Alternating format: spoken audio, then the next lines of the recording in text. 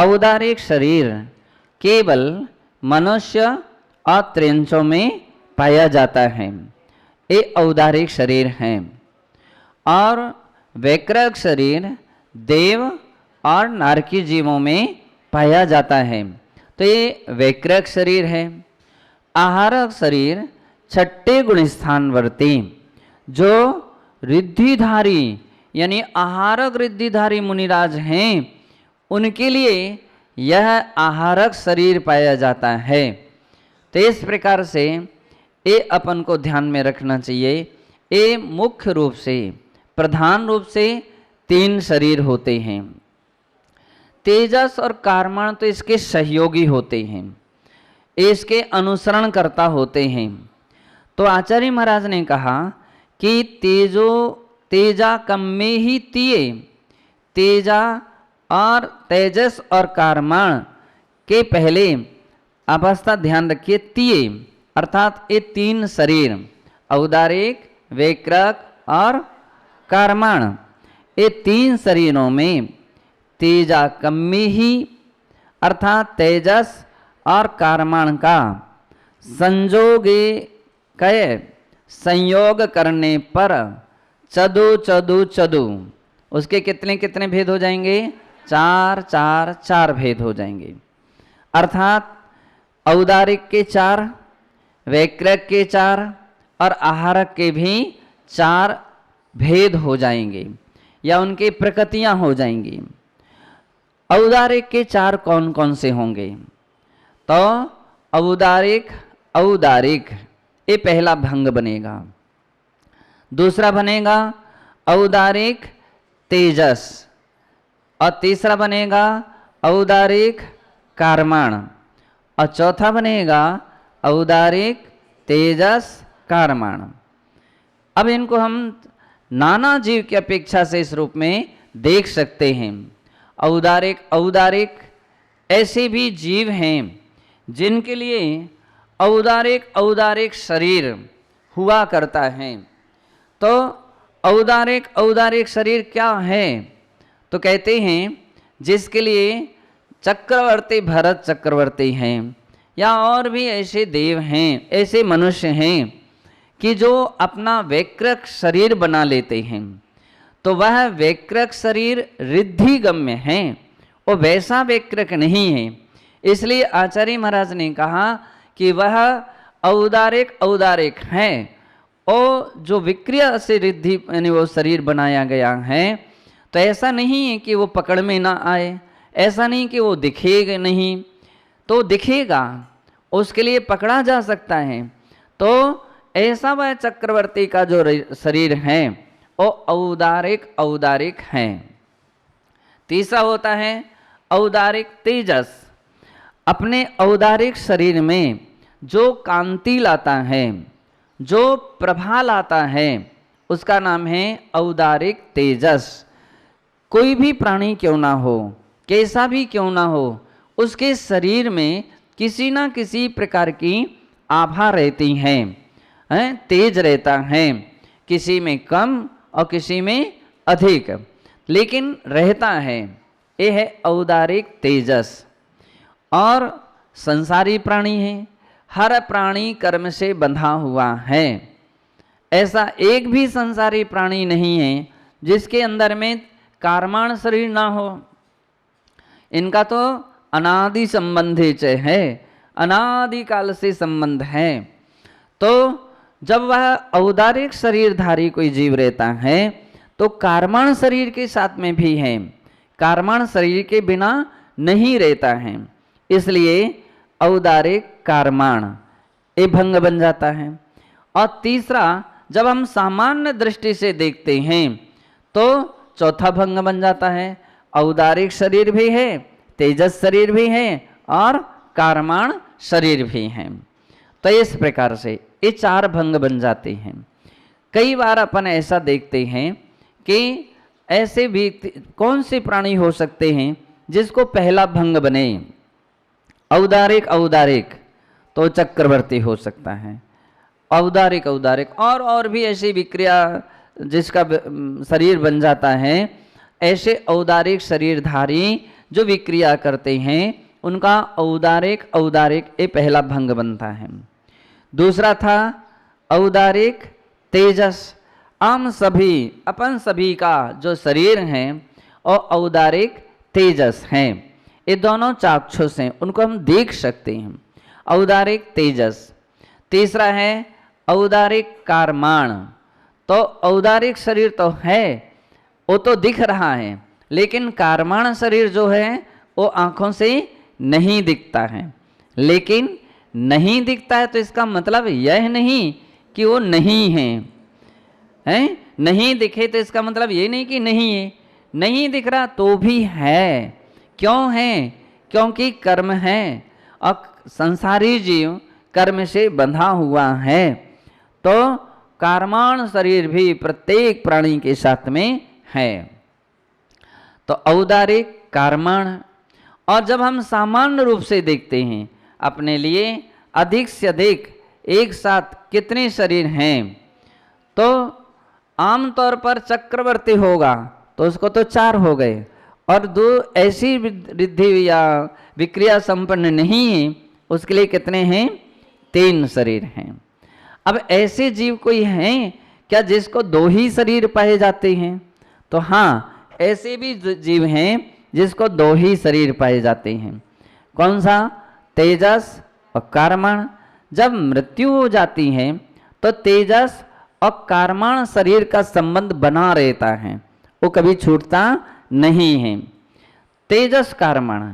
लेकिन तेजस नाम का योग नहीं है। अतः जब हम योग की प्रधानता से विग्रह गति में कथन करते हैं तो एकमात्र कारमाण काय योग पाया जाता है। कारमाण का योग का अर्थ है कारमाण शरीर पाया जाता है, तभी वो कारमाण काय योग बन जाता है। तो ऐसे अपन ने चारों भंगों को समझा। समझ में आ गया क्या? नहीं आया हो तो अभी पूछ सकते हैं। सभी को समझ में आ गया। इसी प्रकार से वैक्रक शरीर के भी 4 भंग बनेंगे। वैक्रक वैक्रियक है पहला भंग है। वैक्रक वैक्रियक का अर्थ है कि कल्पना कर लीजिए कोई एक देव है, तो वैक्रक शरीरधारी हैं। जब वो अपनी विक्रिया से अन्य शरीर बनाता है, ऐसा सिद्धांत है, ऐसा नियम है कि देव का मूल शरीर वो अपने स्थान से कहीं बाहर नहीं जाता है, जहाँ है वह वहीं रहेगा। शेष जितने शरीर आते हैं वे उत्तर शरीर आते हैं।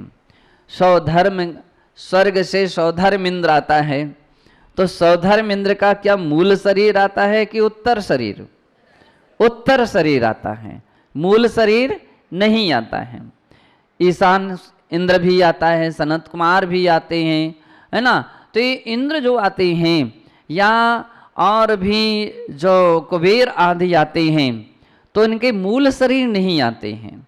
मूल शरीर तो उनके वहीं स्वर्ग में जो उनका स्थान है वहीं रहते हैं, केवल उत्तर शरीर आते हैं। अब वो उत्तर शरीर है क्या?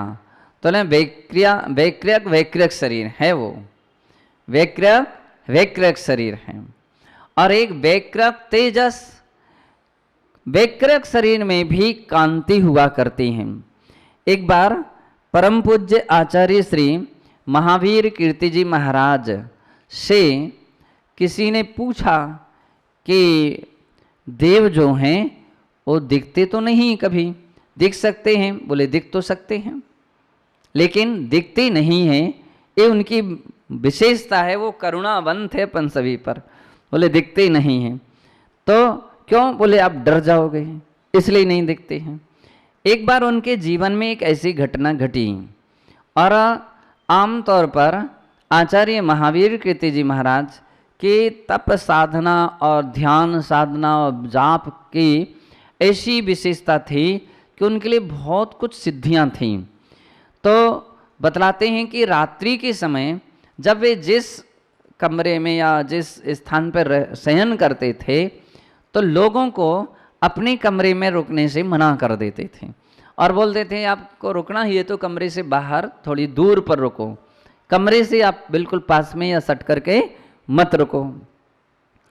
तो श्रद्धालु लोग रहते हैं और महाराज की बात मान लेते थे। एक दिन अब 5-6 आदमी, 4-5 लोग जो भी लड़के थे, और वो महाराज के कमरे के थोड़ी दूर लेटे हुए थे। रात्रि के समय एक लड़के की नींद खुल गई। तो उसकी जब नींद खुली तो उसको दिखा कि महाराज के कमरे की जो दरवाज़ा था वो बंद था, लेकिन उसकी सांस में से प्रकाश आ रहा है। और उसमें उस वक्त वहाँ पर लाइट नहीं थी, और प्रकाश तो ऐसा आ रहा जैसे कोई ट्यूबलाइट जली हुई हो, ऐसा प्रकाश दिख रहा था। दूसरी बात, उसने ये भी देखा कि उसके लिए कोई भजन कीर्तन हो रहे हो, तो उसके लिए वो आवाज़ भी आने लगी, सुनाई पड़ने लगी। तो उसकी इच्छा हुई कि मैं देख लूँ जा करके कि आखिर में कौन से भक्त महाराज के आए हैं, कौन कहाँ से आए हैं, तो उनको जा करके देख लूँ। तो उसने एक बार तो उसको ध्यान में आया कि महाराज कह रहे थे कि भाई आप लोगों को वहीं दूर ही रहना चाहिए, कमरे के पास नहीं आना। तो लेकिन उससे रहा नहीं गया, उसने थोड़ा संभला, थोड़ा उठा बैठा फिर, लेकिन उसकी इच्छा इतनी बलवती हो गई कि कुछ भी हो मैं तो एक बार देख ही लेता हूँ, आवाज़ नहीं करूँगा। तो उसने क्या किया कि उस दरवाजे की सांस से झांकने की कोशिश की, और जैसे ही झांका तो वैसे ही वो जोर से ज़मीन पर धड़ाम से गिर पड़ा। अब वो बेहोश हो गया, बेहोश हो गया। तो बतलाते हैं कि अब कितने बजे रात्रि के होंगे ये तो नहीं कह सकते हैं, लेकिन वो रात भर वो उतने समय से लेकर के सुबह तक पड़ा रहा। जब प्रातः काल की बेला में उसके कोई साथी उठे और उसका साथी का ध्यान गया, अपने बगल में देखा उसने कि मेरा साथी यहाँ था, वो दिख नहीं रहा है। तो जैसे उसने देखा कि शायद हो सकता है कि 1 नंबर 2 नंबर कहीं गया हो, उसकी दृष्टि पड़ी तो महाराज के दरवाजे के बाहर ऐसे ही चित्त पड़ा था। वो तुरंत घबरा गया, तुरंत आया, उठा और बस उसको हाथ पैर हिलाने का कोशिश की, लेकिन वो कुछ भी न बोल रहा था, ना कुछ उसके हाथ पैर हिल रहे थे, कुछ नहीं हो रहा था।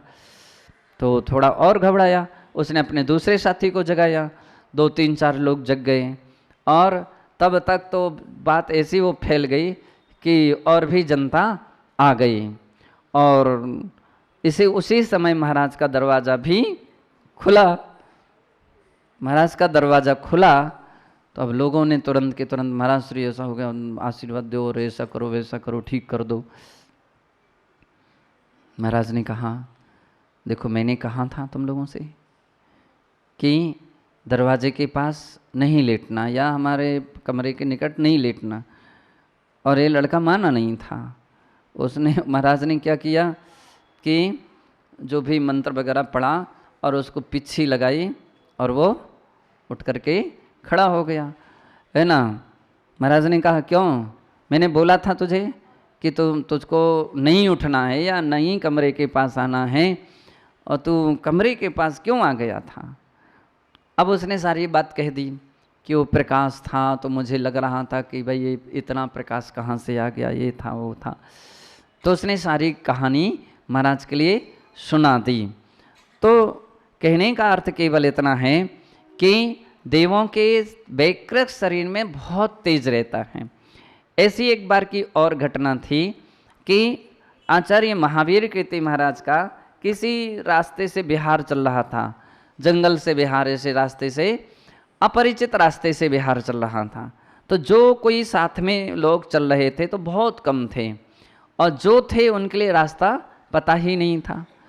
महाराज ये समझे कि इनको मालूम है, और वो लोग ये समझे महाराज को मालूम है। तो वो कुछ लोग आगे चल रहे थे, महाराज अगर गलत होंगे तो महाराज सूचना कर देंगे कि इस रास्ते से नहीं, इस रास्ते से।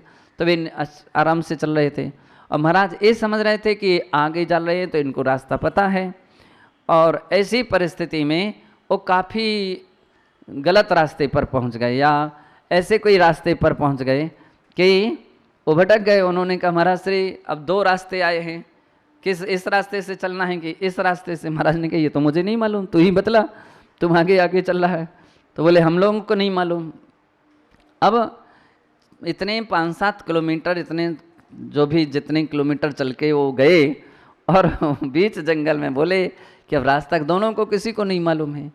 और बियाबान जंगल था और जंगली जानवर उसमें रहते थे, महिलाएं भी साथ में थी, रात्रि का समय, मतलब रात्रि होने वाली थी। तब ऐसी प्रसंग पर क्या किया जाए?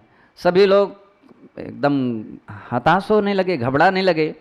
तो महाराज से बोले, महावीर कीर्ति महाराज बोले, आप लोग घबराओ नहीं, अब मैं बतला देता हूँ रास्ता। तो बतलाते हैं।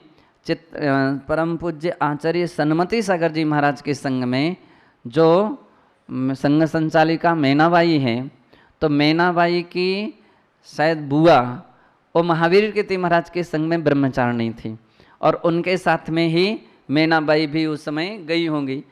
तो बोलते हैं कि हम लोग महाराज के साथ में ही चल रहे थे। तो अब ऐसे बियाबान जंगल में भटक जाएं तो सबको घबराहट थी। तो बोले महाराज ने ध्यान किया, कुछ ऐसा ध्यान किया कि एकदम लाल लाल और झम झम झम झम की आवाज़ आई। तो हम लोग तो देख ही नहीं पाए कि क्या आया क्या गया, इतनी जल्दी आया और इतनी जल्दी वो चला गया। और महाराज ने कहा चलो इस रास्ते से चलो। तो वो जो प्रतिछाया जैसी जिस रास्ते से निकल गई, महाराज लोग उसी रास्ते से बिहार कर गए। तो मुझे केवल और कुछ नहीं बतलाना था, यह बतलाना था कि वैकृक शरीर में भी तेज रहता है और इतना तेज रहता है कि आम तौर पर बतलाते हैं कि व्यक्ति को अपन लोग तो देख ही नहीं सकते हैं, ऐसा तेज उनके शरीर में रहता है। तो वैकृक तेजस, ये दूसरा भंग बन जाता है। तीसरा भंग बनता है वैकृक कारमाण। और वैकृक कारमाण जो भंग बनता है वो किस परिस्थिति पर बनता है? तो जब हम कारमाण की प्रधानता ध्यान में लेकर के चलते हैं तो वैकृक कारमाण शरीर बन जाता है। नरकों का जब अपन उल्लेख पढ़ते हैं, वैकृक शरीर के तिल तिल करें देह के खंड, तिल तिल प्रमाण, वहाँ उस नारकी जीवों के शरीर को दूसरा नारकी जीव क्या कर देता है? टुकड़े टुकड़े कर देता है। और जब टुकड़े टुकड़े कर देता है तो उस समय कुछ समय तक के लिए उसका कारमाण प्रधान हो जाता है। तो वैकृक शरीर भी है, अभी उसका भाव नहीं हुआ है, लेकिन वो कारमाण प्रधान हो गया तो वैकृक कारमाण यह भंग बन जाता है। बाद में उसी अंतर मुहूर्त के अंदर में ही ये सारे टुकड़े मिल जाते हैं और यथोचित शरीर बन जाता है। तो जब सामान्य दृष्टि से देखें तो उसके अंदर में वैकृक शरीर भी है, तेजस शरीर भी है और कारमाण शरीर भी है। ये तीनों शरीर हैं।